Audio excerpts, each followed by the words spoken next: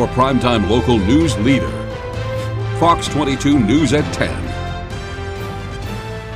Good evening, everyone, and thank you for joining us. I'm Peter Dubois. And I'm Beth Jones. First tonight, one man is dead following an officer-involved shooting in western Maine. A spokesperson says the State Police Major Crimes Unit had obtained a search warrant Wednesday after Shay McKenna was spotted carrying a firearm. That was a violation of bail conditions for him.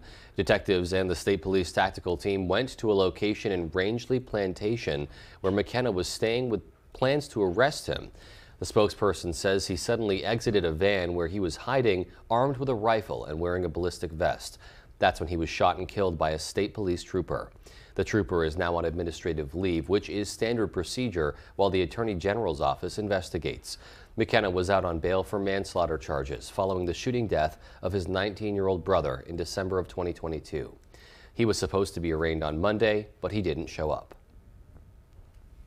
A dump truck trying to avoid a car in Etna ended up hitting a mobile home instead this afternoon.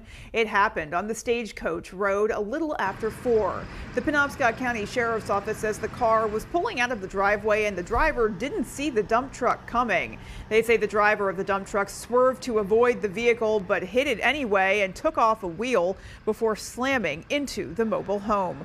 A wheel on the dump truck came off as well. Luckily, there were no injuries. A 14-year-old boy accused of bringing a handgun to Westbrook High School is now charged with theft of a firearm and terrorizing. According to Westbrook police, around 10 o'clock this morning, a student told staff that another student had a gun on school grounds. That student was removed from class and the school resource officer allegedly found the teen had an unloaded handgun. He was taken to the Westbrook Police Department and charged. The school was put in a lockout until the situation was resolved, and tonight the police chief commending the student who reported the gun for speaking up and keeping his classmates safe. Well, law enforcement agencies across the state met this week to address recent changes to partnerships between the state police and other departments. Our Doug Banks spoke with law enforcement officials in Washington County to learn more. A long-standing partnership between Washington County Sheriff's Office and the Maine State Police has changed, with fewer state troopers accepting backup calls from the Sheriff's Office. A conference this week between law enforcement agencies from across the state aimed to start an open dialogue to address issues related to staffing and collaboration between agencies. There was a lot of different ideas that were sent out, and we're all trying to look at it and try to narrow it up so to find something that's suitable for all of us. But are police departments in Washington County being impacted? According to two department chiefs, the answer is no. It really hasn't changed a lot for us. We're still working just like we did a year ago. The only difference is we're not seeing troopers handle calls when we're absent, when we don't have somebody on duty. The Eastport Police Department shares that same sentiment. In a statement given by Eastport Police Chief Mark Emery, he says, "I don't think it's affecting Eastport PD as much as it is the Sheriff's Office. I don't want to speak on behalf of the other departments, but the offbeat hours are being covered primarily by Washington County Sheriffs, where before, those were split between county sheriffs and state police." He concluded by saying that the Washington County Sheriffs have always had our back. We're trying to protect the people here in Washington County the best we can. With the change in law enforcement, any type of change down here, it's really hard on all of us. And to keep taxing the people to try to get more manpower is hard on them. And I'm responsible for their protection, and we're doing the best we can with what we've got. In Machias, Doug Banks, ABC 7 and Fox 22 News.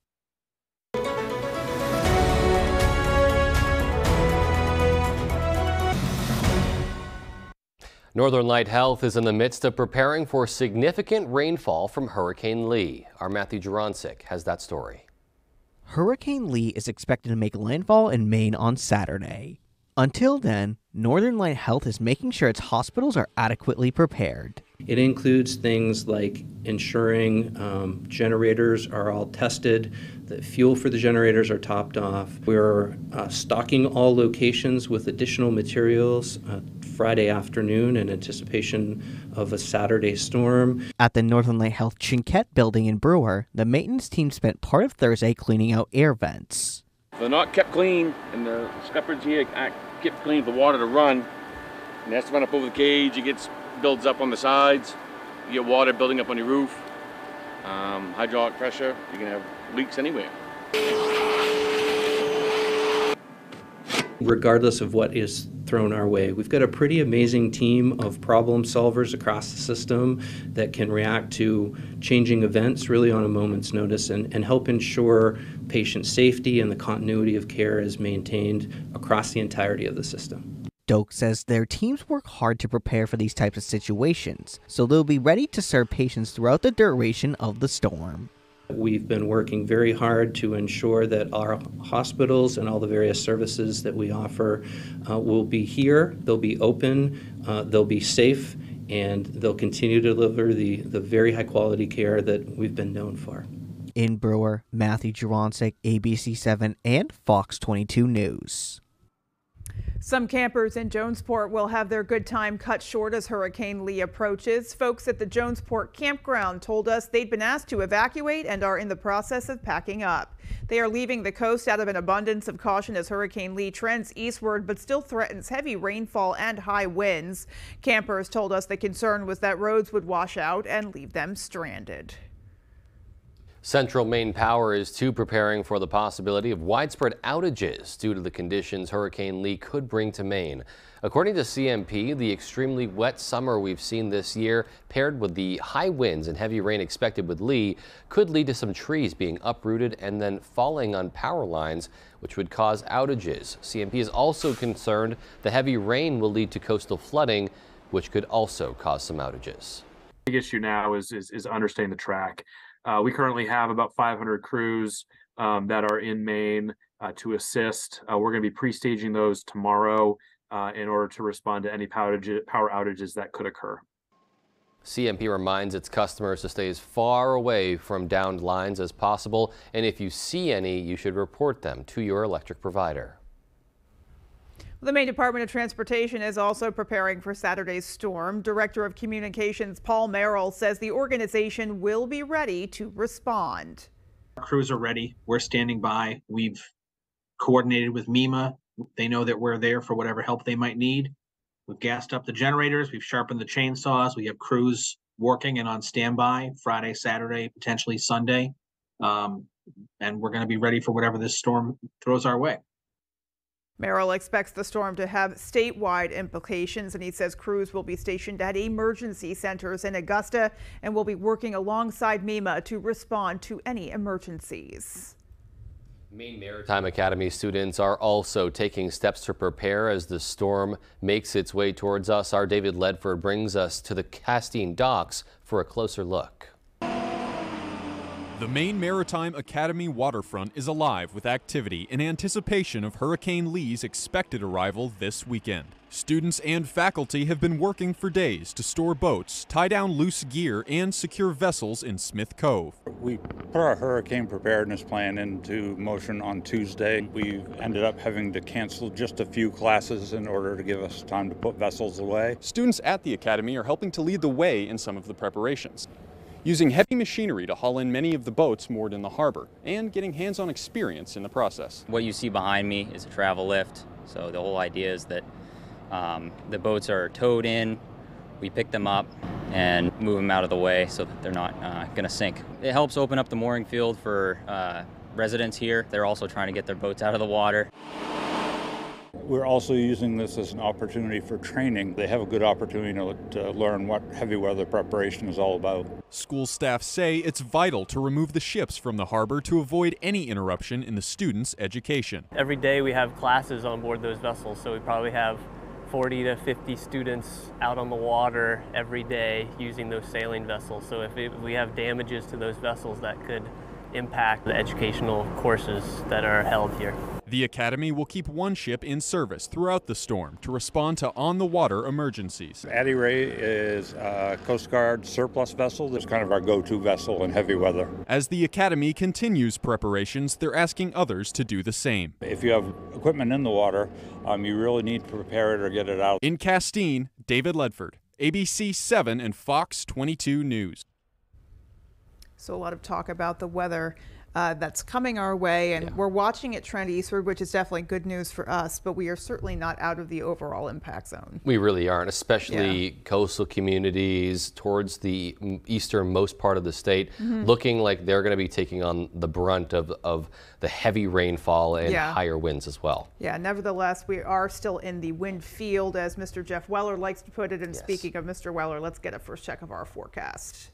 All right, Beth, thank you. Your first forecast is brought to you by Salibo's Rug Cleaners, Maine's largest for over 70 years. And here are the current advisories. They are being refined and updated. And here is a high surf advisory, a hurricane watch, as we have a hurricane, a Category 1 hurricane in the Atlantic, generally moving in our direction. It will move offshore of us beginning late tomorrow night and throughout the day on Saturday. But still, we're going to feel the impacts from this, beginning with high surf tomorrow, and then also with winds that could gust near 30 to 50 miles per hour along coastal and down east areas beginning tomorrow night. Here it is now, Hurricane Lee, a Category 1 storm, winds under 100 miles per hour, but it is weakening as it moves in our direction. So we have that going for us. It's going to have lots of moisture, though, and it will have some wind and waves. In fact, some wave heights could approach 20 to 25 feet coming onshore tomorrow night and throughout the day Saturday. That's going to cause a problem with beach erosion, of course, for sure. The track is generally shifted again more toward the east. That will take the worst effects from this further toward the east, but still, it's a large system. It's going to bring us some effects beginning tomorrow night, and likely with that wind, with the waves, and also the heavy rain coming our way. Here's that wind out there now. Again, a huge wind field across the Atlantic. Moving in our direction generally, it's going to go offshore. The worst of it will, but still, some winds wrapping back around it. We could see wind gusts, coastal wind gusts near 30 to 50 miles per hour on Saturday morning. All right, so also in here is going to be a high tide with that onshore wind. It's going to pile the water up. Beach erosion could be a thing. A storm surge of a foot or two is possible. High tide is on Saturday at 12:47 in the afternoon, so that keep that in mind. So our forecast insight, though, we're talking about mostly cloudy skies, or partly cloudy skies, with low temperatures hanging out in the 50s. Your full forecast is coming up. Beth? Alrighty, Jeff, thanks so much. And still to come on Fox 22 News at 10. Like the rest of the nation, Maine has been seeing an uptick in COVID cases. We'll hear from Maine CDC Director Dr. Putieri Va after the break. And a state trooper in Boston was dragged by a driver fleeing a traffic stop. We'll have those stories and more local news when we come back. Symmetrical high-speed fiber is now available at your fingertips. The good thing about GoNetSpeed is it's a real person on the other side of the phone, and a lot of customers really respond to that. Heard it several times doing a lot of trouble calls for this area. Call our friendly team today. Who likes to drink good coffee? At Carabassa Coffee Company, we roast premium quality coffee beans from all over the world. Roasted to perfection in small batches, our coffee is always fresh. We offer a large selection, including our specialty blends, organics, single origins, decaf, and flavor. Whether you like light, medium, or dark roasts, we have coffee to suit every taste. We offer flat rate shipping for online orders, and we ship fast. Carabassa Coffee Company. Drink good coffee. Some things are worth waiting for. Something reliable, something loyal, something long-lasting. A 6-year warranty? Coyote's got that. One machine for all the dirty work? Count on Coyote. Coyote won't break your heart, and Whittemore & Sons got the deals that won't break the bank. So quit swiping and settling for less. Slide into Whittemore & Sons and be treated like family by a family who cares. 257 Waterville Road, Skowhegan. Looking to buy or sell your home in eastern and central Maine? Look no further than Melissa Bartlett of Better Homes and Gardens Masiello Group. With more than 25 years of experience in the industry, multi-millions in sales, and 5-star recommendations, Melissa knows the ins and outs of the market, making your real estate journey seamless. Whether you're a first-time buyer or a seasoned investor, Melissa's expertise will guide you every step of the way. Your journey to a new home starts here with your Maine move and Melissa Bartlett. Call today and let her experience be your advantage. Put a little more cash in your bank. Save money with half-off deals at foxbangor.com. Symmetrical high-speed fiber is now available at your fingertips. The good thing about Go Net Speed is it's a real person on the other side of the phone, and a lot of customers really respond to that. Heard it several times doing a lot of trouble calls for this area. Call our friendly team today. Hi there, I'm Emma Smith, and coming up on Good Morning Maine, we will continue to track Hurricane Lee to project how badly it'll touch down here in Maine. Plus, we'll have a briefing from the Department of Health as we are once again seeing COVID rates spiking in our local area. These stories and much more coming up on Good Morning Maine.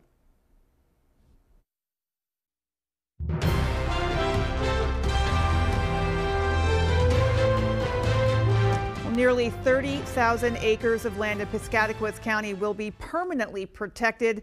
The Appalachian Mountain Club and the Conservation Fund teamed up to purchase the land known as Barnard Forest. AMC says it will bring fish habitat restoration efforts that threaten species such as native brook trout and endangered Atlantic salmon to waterways further south within the West Branch of the Pleasant River. AMC says it also intends to restore public access for recreation for the first time in nearly 20 years. Like the rest of the nation, Maine has seen an increase in the amount of hospitalizations and deaths related to COVID-19 in recent weeks. 296 Mainers have died since the beginning of this year. However, Maine CDC Director Puteri Vaz says most of the people who've died have been those who are in their 80s. She says as of September 12th, hospitalizations are between 40 and 50. That's compared to hundreds at the same time last year. As of this week, it is universally recommended for anyone more than 6 months old to get the 2023-24 COVID vaccine. Dr. Vaz says she understands people are tired of COVID, but encourages people to take steps to protect themselves. And so I still think, even though I know we are tired, that we are really in such a better place than before, just because we do have a better understanding and we actually have all these tools. And so it's more just like sharing that message of, look, we have new vaccines this fall for flu, for COVID. This is what you can continue to do to protect yourself. The new COVID vaccine will be available next week in most locations. It is covered by insurance, and the vaccine is available through the Health and Human Services Bridge program to adults without insurance for free. Well, a frightening moment here. A state trooper was dragged by a driver while fleeing a traffic stop. The Massachusetts State Police shared the video of the encounter on social media, where the trooper stopped the car due to some vehicle violations. It seemed the officers were having a typical exchange with him until the driver took off, with one officer clinging to his door. Officials have identified the driver as 31-year-old Derek Lobo, and they are actively looking for him. Lobo is facing several charges, including assault and battery on a police officer, negligent operation of a motor vehicle, trafficking in fentanyl, and assault and battery with a dangerous weapon. Definitely a scary situation there. You just hope that the officer is okay. Yeah, I would hope so. Good grief. Well, coming up on the 10 p.m. news on Fox 22, disgraced South Carolina lawyer and convicted murderer Alec Murdaugh was back in court earlier today. And we'll have the latest from House Republicans' impeachment investigation of President Biden. Those stories and more as the 10 p.m. news on Fox 22 continues. Who has the best kept secret in Penobscot County? We do! Welcome to Maple Lane Farms, a fifth-generation family farm that's committed to providing you with the best quality products. Our farm-raised local and sustainable meat is flash frozen to lock in the freshness and natural flavors. Experience the top-notch quality of our meat that's naturally raised without any antibiotics or hormones. Get the best of both worlds, quality and affordability. Try Maple Lane Farms today, the candy store for the carnivore. Welcome to Catan General Store. KG has it all. We are home to your outdoor essentials, including Fitzgerald's rods and reels, all sorts of fishing, hunting, and camping gear. We are a Maine license inspection and tagging station. We have gifts and souvenirs, including coffee mugs, jewelry, stuffed animals, and home decor. We stock t-shirts and sweatshirts from Duck Company, Legacy Hats, Lazy One, World's Softest Socks, and many more. Of course, you can fuel up with Maine's own Carabasset coffee, salads, sandwiches, homemade meals, and treats. We have ethanol-free gas for all your motorsports. KG, everything you desire.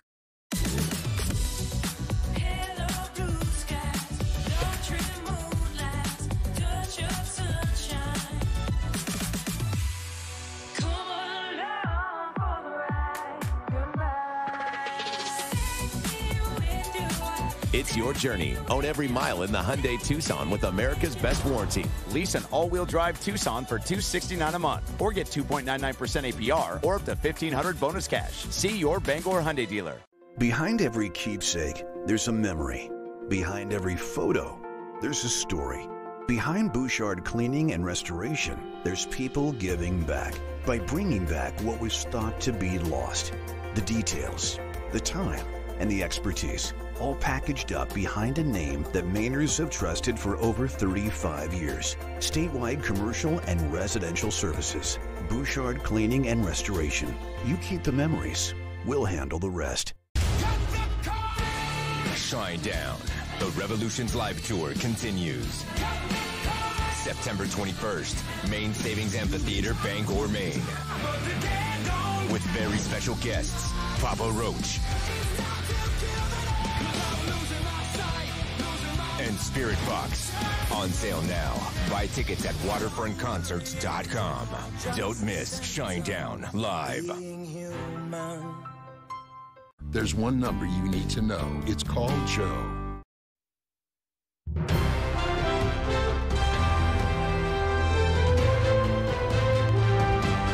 Some breaking news at this hour. United Auto Workers Union President Shawn Fain has announced that the union will in fact be going on strike at midnight tonight. That's if Detroit's Big Three don't meet their demands. The union has specified it will begin its strike at 3 plants: a GMC plant in Wentzville, Missouri, a Ford factory in Wayne, Michigan, and a Stellantis plant in Toledo, Ohio. The UAW has stated they will be staggering their strike, walking out of a handful of strategic sites before later expanding to more locations. We will have continuing coverage as the story develops, but again, UAW president announcing they are in fact planning to go on strike tonight. Meanwhile, former South Carolina attorney Alec Murdaugh was back in court on Thursday for the first time after being sentenced for killing his wife and son. He now faces charges of stealing settlement money from friends, colleagues, and clients. Fox's Jonathan Seary reports from South Carolina. Wearing an orange prison uniform and shackled at the waist, convicted murderer Alec Murdaugh was back in a South Carolina courtroom. The judge set a November 27 start date for his financial crimes trial in the case of Gloria Satterfield, his longtime housekeeper who died from injuries after falling on his property back in 2018. The disbarred Low Country lawyer is accused of pocketing millions of dollars in settlement money owed her family. This is about allegations that represent an assault on the state judiciary. And because of that, they need to be answered. As Murdaugh's attorneys prepare to defend him against state financial fraud charges, they're trying to overturn his March 2nd double murder conviction in the 2021 shootings of his wife and son. They're asking for a new trial based on disputed allegations that the clerk of court attempted to influence the jury. But the defense team confirmed Murdaugh plans to change his plea in a federal financial crimes case when he appears before a U.S.